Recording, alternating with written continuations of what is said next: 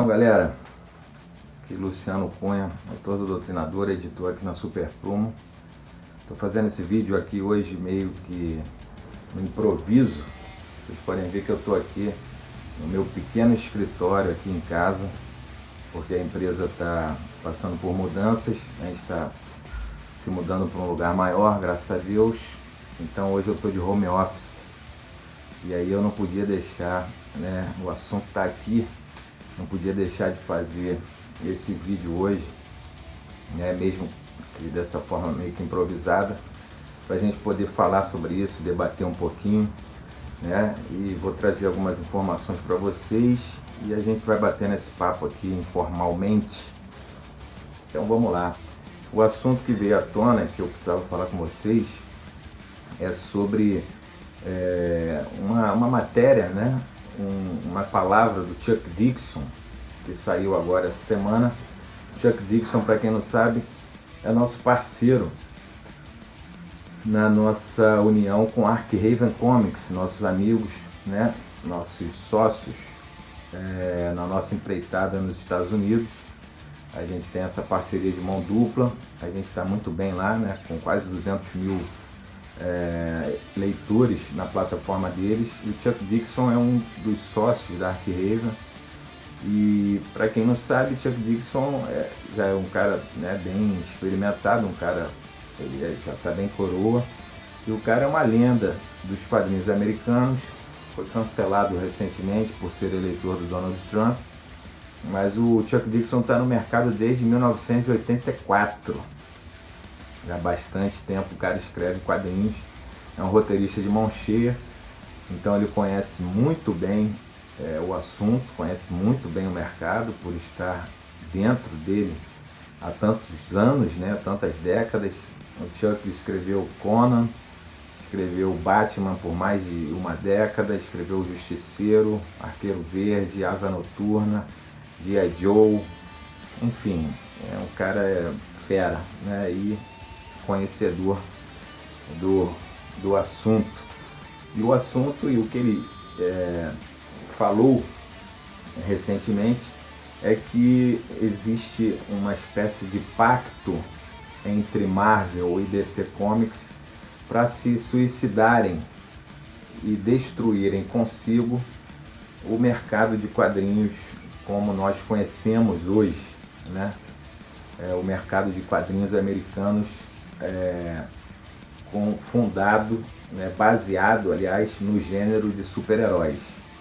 Foi uma afirmação muito contundente, né, muito forte, né? Você falar que essas duas gigantes, né, Marvel e DC, querem se suicidar e destruir, né, todo o gênero que ajudaram a criar.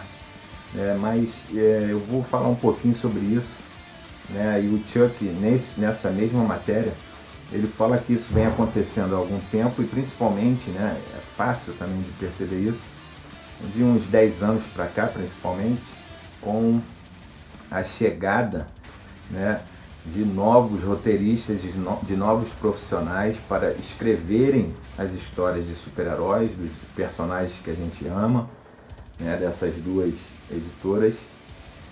E ele diz, né, e é fácil da gente pesquisar, são pessoas que a Marvel e a DC foram buscar fora do mercado, né, fora do mercado de quadrinhos. Começam a chegar escritores de outras, né, de outra parte, de outras áreas do mercado editorial. E essa geração, essa nova geração, criada nos anos 90, né, no final dos anos 90, ou seja, no final dos anos 90, eles estavam nas universidades. Essa nova geração que traria, né, seria um símbolo de trazer um frescor e uma renovação saudável ao setor, aos quadrinhos, né? Eles acabaram se tornando o contrário, o oposto disso, porque acabaram se revelando, na verdade, militantes marxistas até o osso. Aliás, eu diria até a alma.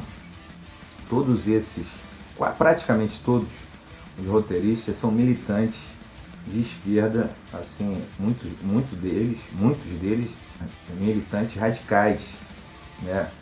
Então, vou trazer aqui alguns exemplos, né? O Ta-Nehisi Coates, né? Que escreveu agora Capitão América e botou o Jordan Peterson como sendo o Caveira Vermelha.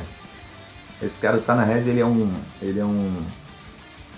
é um autor negro de muito sucesso nos Estados Unidos, mas não escrevia quadrinhos. E para vocês terem uma ideia da militância radical dele, né? Ele é filho de um dos fundadores do movimento Panteras Negras, aquele movimento dos anos 70, movimento marxista radical, né? Que assassinou várias pessoas e tal. Um movimento americano. E o pai dele é um dos fundadores do movimento. Tem também a Ibi Zoboi, que é uma haitiana, que é militante do movimento negro. Temos a Mariko Tamaki, que é uma canadense, ela é ativista queer. E também, eu não entendi muito bem isso, mas ela é de um movimento Fat Activism, que é um ativismo para pessoas gordas.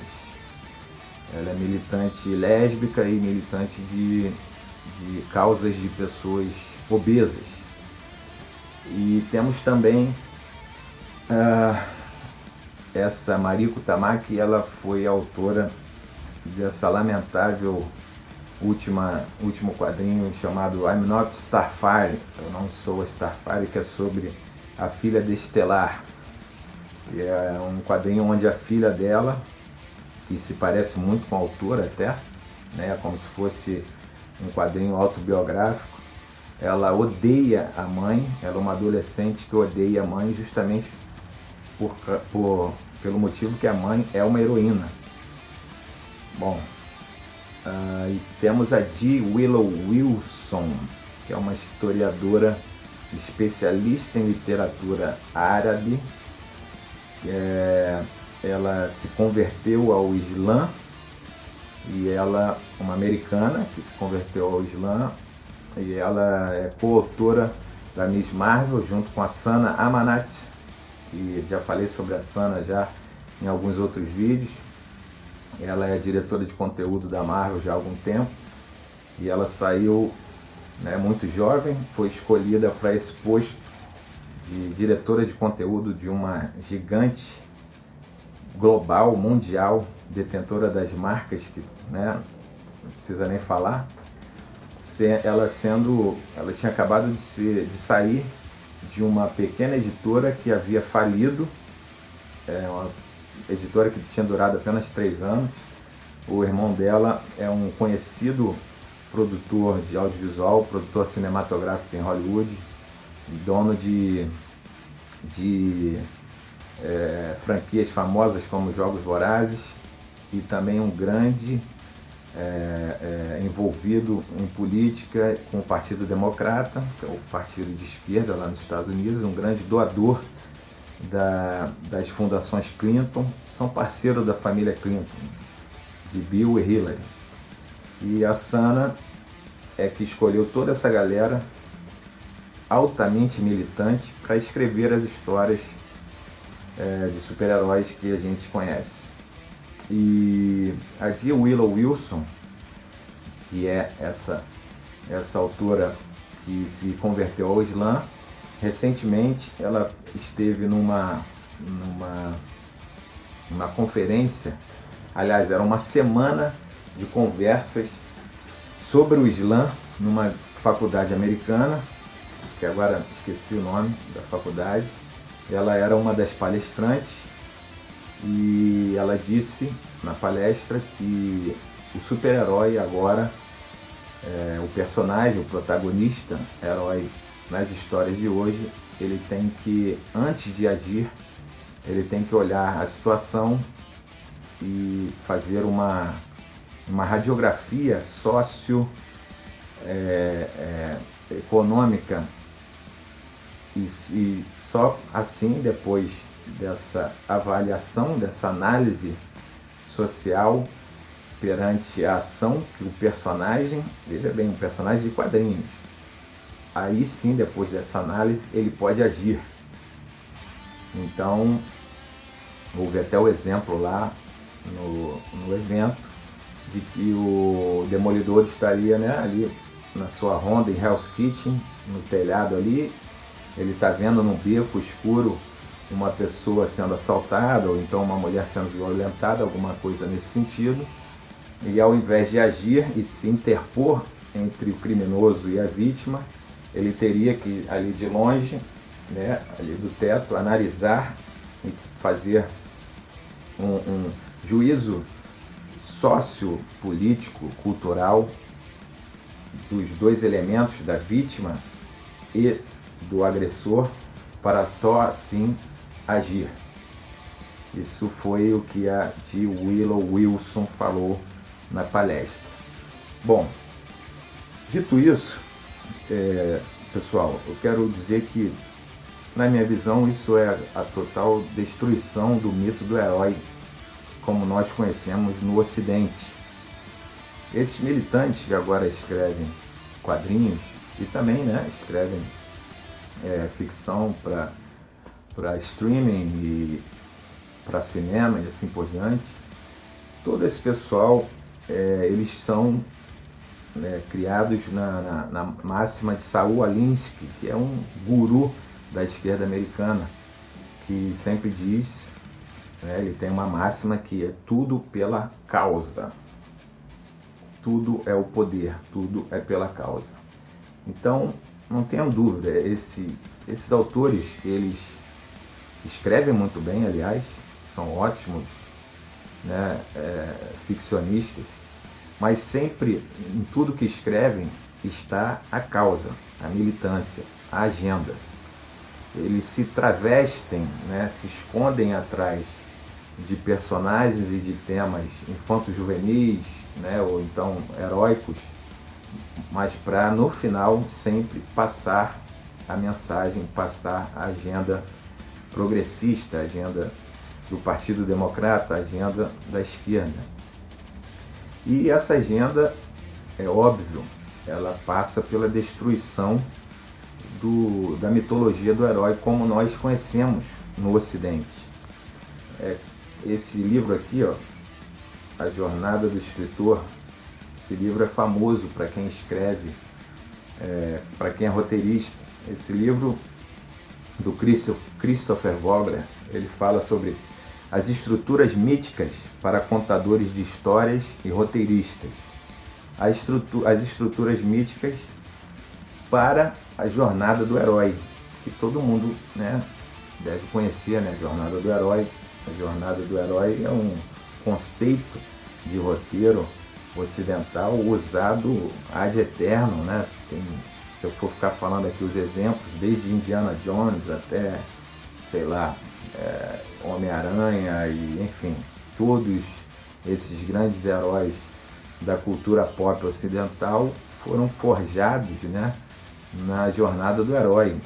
Ela muda, né, um pouquinho aqui, um pouquinho ali, mas está sempre ali aquele arcabouço da jornada do herói. Eu mesmo uso ela sempre, tudo que eu escrevo. E essa jornada, ela vem sendo destruída, esse conceito, por esses militantes. E isso tudo está descrito aqui nesse livro que eu comprei recentemente, Marxismo Americano. O livro é do Mark Levin, e ele está em best-seller, está em primeiro lugar no New York Times, e diz o seguinte: entenda como a cartilha marxista está difundida nas escolas, universidades, grandes corporações em todos os Estados Unidos e até em Hollywood, e descubra quais são os interesses por trás das tentativas de disfarçar essa agenda como ativismo social e defensores da democracia.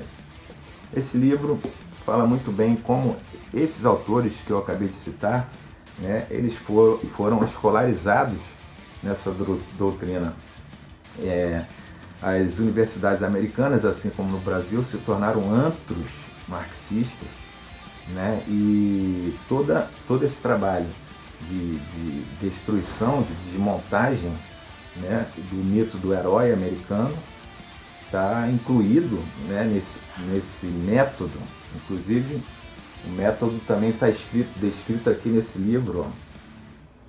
Esse livro fantástico, chama Subversão, Teoria, Aplicação e Confissão de um Método, por Yuri Alexandrovich Bezmenov. Esse cara aqui é fácil de vocês encontrarem vídeos traduzidos dele no YouTube. É só procurar Yuri Bezmenov e colocar lá Subversão. Tem esse cara que é um desertor da KGB, um antigo agente da KGB, né, a agência de inteligência soviética, explicando lá nos anos 70 e 80 como a KGB fazia para subverter os valores da sociedade americana, da sociedade ocidental e assim por diante, né, para subverter aquilo que são as nossas tradições aqui no Ocidente.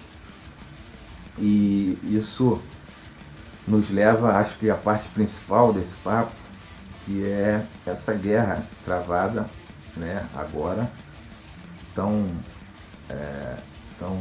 facilmente clara e visível para quem está atento, né? Você vê que os nossos heróis, né, essa desconstrução, né, e esse método aqui descrito, né, ele é muito gradual, ele não é de ontem para hoje, leva décadas. Vocês sabem que os orientais, né, eles têm isso da cultura deles, eles são pacientes. Então a coisa é feita, não tem pressa. A coisa foi feita, né, gradualmente, de forma quase imperceptível. E aí você vê, por exemplo, né, você vê claramente nisso, nesse conceito de cultura pop do herói nos anos 80. Você vê o visual dos nossos heróis nos anos 80, o arquétipo do herói, né, era Arnold Schwarzenegger, era Chuck Norris, Sylvester Stallone, Dolph Lundgren, que chegou a fazer o He-Man, né, aquele filme meio tosco.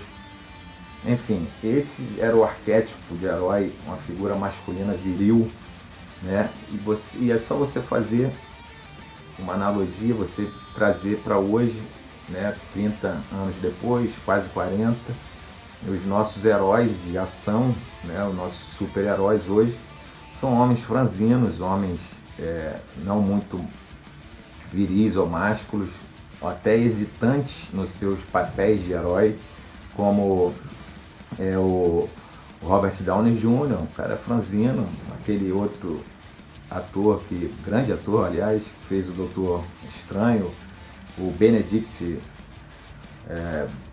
aquele nome estranho, né, Cumberbatch. Tem o próprio Tom Holland, que faz o Homem-Aranha, né, e, enfim, Mark Ruffalo. Todos os nossos heróis hoje, eles não tem aquele visual dos anos 80, daquele arquétipo do herói masculino, viril e forte, que salva o dia, que salva o dia no final. E isso isso é simbólico, né? Você vê, por exemplo, no Oriente, a China, agora, acho que foi esse mês até, a China proibiu, né, na sua TV estatal, de ter atores ou apresentadores masculinos de modos afeminados, né? Então você vê que eles estão sempre em guerra, sempre em guerra. Para eles não podem ter, né, atores ou símbolos ou influenciadores afeminados, porque eles estão em guerra permanente, uma guerra cultural permanente. Então essa diferença de heróis, de arquétipos de heróis, ela é simbólica. Isso tudo está descrito nesses livros, como isso foi feito. É muito bacana você ler esses livros. Então a cultura americana, ela está sendo, ela foi tão implodida por dentro pelo marxismo nas universidades, na mídia, em Hollywood, né, em todos os lugares, que eu tenho esse livro aqui, ó, Mainstream, que é um livro muito bacana também para quem gosta de cultura pop. Mainstream, a guerra global das mídias e das culturas. do Frédéric Martel, esse francês. Ele levou anos para escrever esse livro, estudando e viajando pelos principais polos de cultura pop, de cultura de massa no mundo todo.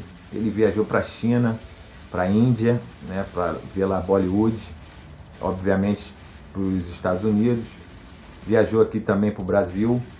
E é importante, tem um capítulo aqui que ele fala sobre como, né, nos anos 60 e 70 os Estados Unidos enviavam umas figuras que se tornavam, né, eles não tinham esse nome, né, mas eles se tornavam verdadeiros embaixadores da cultura americana naquele país em que ele atuava, entendeu? Defendendo os interesses de estúdios americanos, de autores americanos, enfim, da cultura americana, do American Way of Life.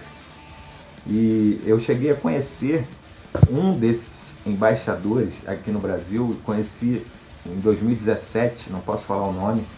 Eu o conheci na embaixada aqui dos Estados Unidos quando eu estava negociando para fazer um evento de quadrinhos no Brasil, e eu fui ao consulado para tentar um apoio deles para que trouxessem, para que eles pagassem alguns atores que eu queria convidar, que eles fossem pagos, né, ao invés da grana do evento, fossem pagos, trazidos através do consulado.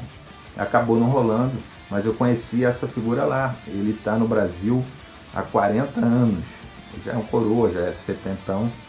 Então é impressionante você saber que esse trabalho foi feito, né, esse trabalho de valorização e até, né, de ocupação de espaços por parte da indústria americana de cinema. E agora, para culminar, né, olha só que vocês conseguem imaginar isso? Isso era feito há 30, 40 anos atrás, e hoje, no altar máximo da cultura ocidental, da cultura pop ocidental, no Oscar, são premiados filmes coreanos como Parasita, ou então filmes que são claramente anti-americanos, anticapitalistas, como Nomadland, no ano passado. Os dois últimos, né, Parasita e Nomadland, são simbólicos, né, de como a cultura americana agora ela é anti-Estados Unidos, é anticapitalismo. Ela é como se os autores odiassem a América. Isso é muito claro, né, para esse embate entre o Ocidente e os blocos China, Rússia, Oriente Médio, essa coisa que é a nossa guerra cultural hoje em dia, que é o mundo em que vivemos, né? E para aqueles que acham, né, tem muita gente que não se liga nisso, então acha que não, isso é só uma coincidência.